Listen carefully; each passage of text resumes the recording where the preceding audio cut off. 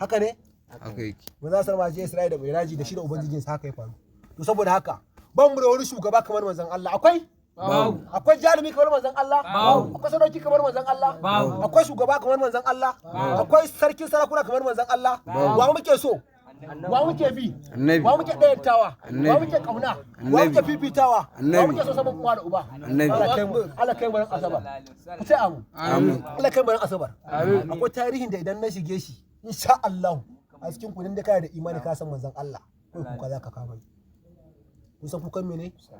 damar da ake samu ake ga da wannan na fasa cikin mutane rahin ilimi ne rahin karatu ne na'am da kana da ilimi kana da karatu ka san me kake kai yanzu ka zo gaba na don ubanka ka aibata iyayen manzon Allah ban fasawa baki ba na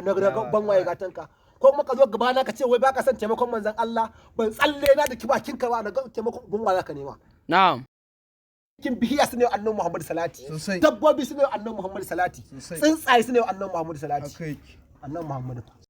musulmi ne kana dagin iyayen manzon Allah kana cewa kai musulmi ne kana dagin sabon manzon Allah kana cewa kai musulmi ne kana zagin iyalan manzon Allah kana cewa kai musulmi ne kana kai iyayen annabi Muhammad wutar jahannama to wallahi su mata idan so biliyan ka sauke Qur'ani so biliyan ka sauke Qur'ani na zai girman Allah sai ka ci wuta kuma wutar da zaka yi ga dawon a zaka yi saboda kai ridda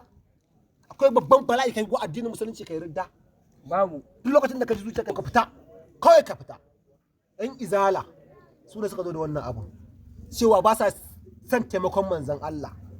wallahi akwai malam dan izala wai ana cewa dakta jaki ko dakta uwarka dakta jaki wai ba sa taimakon manzon Allah to taimakon uban wa kake so in ba na manzon Allah ba ko wallahi ba na son taimakon kowa in ba na manzon Allah ba na'am wai kuma shi dakta jakin yake ƙara faɗa cewa wai iyayen annabi Muhammadu su ne suke wuta ku ji fa abinda akwai sarkin sama sarkin ƙasa sarkin tsakiya sarkin lungu da sako sarki a bayyane sarki a ɓoye sarki wa zahiran sarki wa baɗilan kamar manzan Allah don dan dai babu kai musallama ba manzan Allah shine shugaba sarki a jawadu shine shugaba sarki a kamalu shine shugaba sarki saduku shine shugaba sarki mujibu shine shugaba sarki hadi shine shugaba sarki mahi babu wani sarki kamar manzan Allah kuma duk mutumin da aka ce wai shi sarki ne dan da aka ce ga manzon Allah ya zama bawan sarki bawan ma bai kai bawa ba saboda ai annabi Muhammad kadai ne sarki ban mu da wani jagora ban mu da wani gwani kamar manzon Allah ko a gane ko kasu gane mu mun san waye jagora mu mun san waye mai gida mu mun san waye shugaba saboda muna kaunarsa muna fifita shi mun so shi saboda komai annabi Muhammad shine zama rahamar Allah rahamar bayin Allah rahmatul lil alamina bashiran wa nazira babu wani shugaba babu wani jagora ba wani sarki adalin shugaba kamar annabi yau za mu shiga kan siffa guda uku siffa farko sahun bayani siffa ta biyu sahun majalisi siffa ta uku kuwa za mu faɗi gundarin gaskiyar abin da hali yake ciki yanzu a duniyan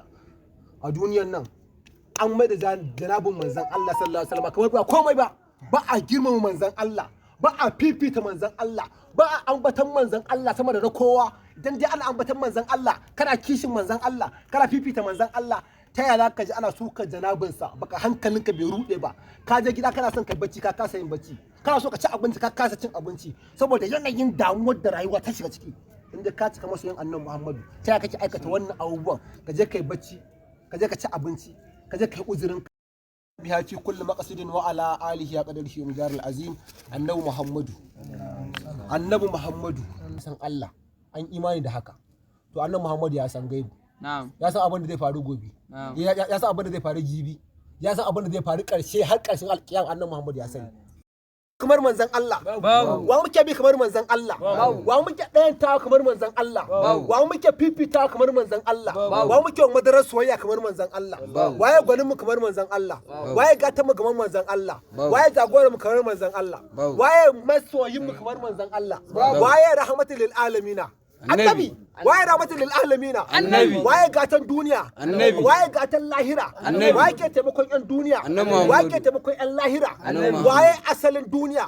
waye asalin lahira waye farkon halitta